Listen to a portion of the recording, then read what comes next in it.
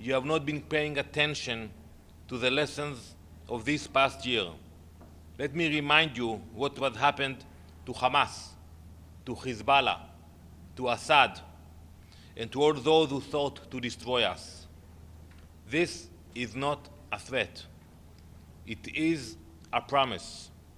You will share the same miserable fate.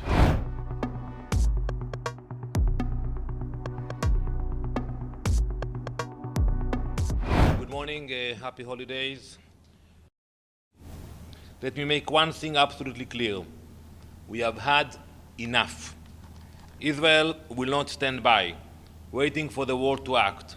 We will defend our citizens, no matter how far the threat.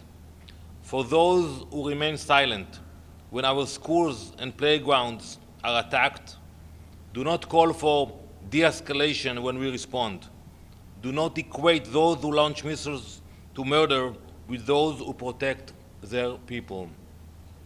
And also, we will not expect much from the UN, but the calls for restraint will not be accepted.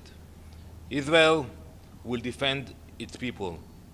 If 2,000 kilometers is not enough to separate our children from the terror, let me assure you, it will not be enough to protect their terror from our strengths. And for conclusion, I'm saying to the leadership of the Houthis, I have a message for you today.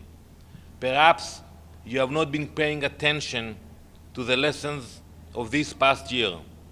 Let me remind you what happened to Hamas, to Hezbollah, to Assad, and to all those who sought to destroy us. This is not a threat. It is a promise. You will share the same miserable fate. Thank you.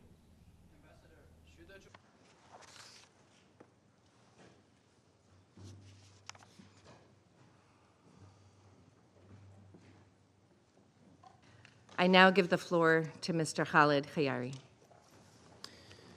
Distinguished members of the Security Council, the Middle East is witnessing yet another dangerous escalation.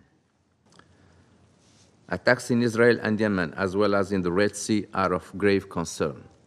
Further military escalation could jeopardize regional stability with adverse political, security, economic, and humanitarian repercussions.